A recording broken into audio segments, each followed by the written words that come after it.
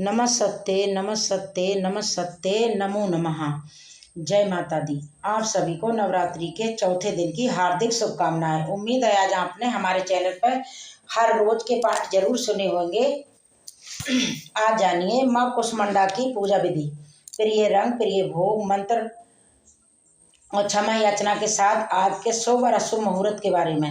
आज 18 अगस्त बुधवार को सूर्य उदय सुबह 6:28, सूर्य शाम 5:55, ब्रह्म मुहूर्त सुबह 4:52 से 5:40 तक, अमृत काल सुबह 10:24 से 12:02 तक रहेगा। अनुराधा नक्षत्र रहेगा 9:02 तक और आज के दिन आयुष्मान योग सुबह 8:18 तक रहेगा। उसके बाद सारा दिन सौभाग्य योग रहेगा जो बहुत शुभ और फल देने वाला होता है। शुभ मुहूर्त में किया हुआ कोई नया काम, कोई शुभ कार्य सबसे ज्यादा शुभ फलों की प्राप्ति कराता है। राहु काल जो कि अशुभ मुहूर्त है दोपहर 12 बजे से 1:30 बजे तक रहेगा। केवल राहु काल को छोड़ के आज के दिन आप सारे दिन किसी नए काम की शुरुआत कर सकते हैं। नवरात्रि का चौथा दिन माँ कुष्मांडा को समर्पित होता है। कुष्मांड का अर्थ होता है कुमड़ा अर्थात कद्दू या पेठा। माँ कुष्मांडा को प्रिय भोग कुमड़ा अर्थात कुष्मांड की बलि और मालपुए का भोग। साथ ही माँ कुष्मांडा का प्रिय रंग हरा है, इसलिए आज हरे रंग के कपड़े पहन के माँ कुष्मांडा की पूजा करनी चाहिए। अगर आप कुष्मांड अर्थात कुमड़े की बलि माँ को अर्पित ना कर पाए, जिसे साबुत पेठा भी कहते हैं, तो आज के दिन आप पेठे की मिठाई का भोग भी माँ कुष्मांडा को अर्पित कर सकते हैं। अगर आपके पास कोई प्रिय भोग ना हो तो ऐसे में जो भी मौसमी फल आते हैं उनका भोग आप माँ को लगा सकते हैं, या फिर लौंग और बतासे का भोग लगा के माँ से क्षमा याचना कर सकते हैं कि माँ आज हमें तुम्हारा प्रिय भोग अर्पित नहीं कर पाए, इसलिए यह कुष्मांडा माँ मुझे क्षमा कीजिएगा। पूजा करते समय या भोग लगाते समय जाने अनजाने में कोई कमी बड़ी हो जाती है, गलती हो जाती है, तो उसके लिए हम सबको क्षमा कीजिएगा। माँ कुष्मांडा का वास सूर्य मंडल के भीतर लोक में है और सूर्य लोक में रहने की क्षमता सिर्फ इन्हीं में है। इसलिए माँ के सूर्य की कांति प्रवाह और सूर्य की भांति ही इनके ही तेज से 10 दिशाएं आलोकित हैं। ब्रह्मांड की सभी वस्तुओं में और प्राणियों में इन्हीं का तेज व्याप्त है। इस स्थिर और पवित्र मन से नवरात्रि के चौथे दिन माँ कुष्मांडा की पूजा आराधना करनी चाहिए। ऐसा करने से भक्तों के रोग और शोकों का नाश होता है, भक्तों को आयु, यश, फल और आरोग्य की प्राप्ति होती है। माँ कुष्मांडा अपने भक्तों की बहुत ही कम भक्ति से जल्दी प्रसन्न होकर उन्हें आशीर्वाद देती हैं। सच्चे मन से पूजा करने वाले को अंत में भव सागर से मुक्ति मिल जाती है अर्थात मोक्ष मिल जाता है। विधि विधान से पूजा करने पर भक्त को कम समय में ही माँ की कृपा का अनुभव होने लगता है।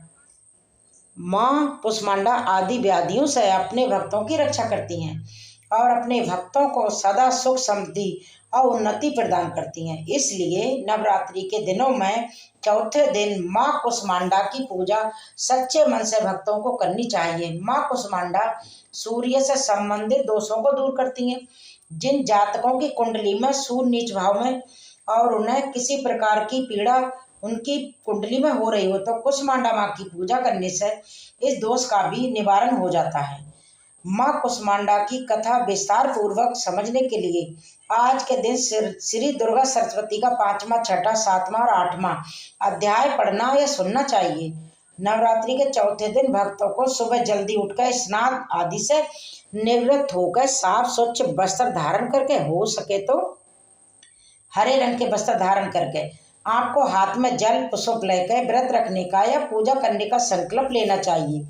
संकल्प लेने के साथ ही जल और पुष्प को माँ के चरणों में समर्पित कर देना चाहिए। मंदिर में गंगा जल छिड़क के पवित्र करें, धूप दीपक जलाएं, माँ को हरे रंग की चूड़ियां अर्पित करें, साथ ही हरी मेहंदी अर्पित करें और धूप दीपक जलाकर विधि विधान से मंत्रों का जाप करते हुए आपको माँ की पूजा करनी चाहिए।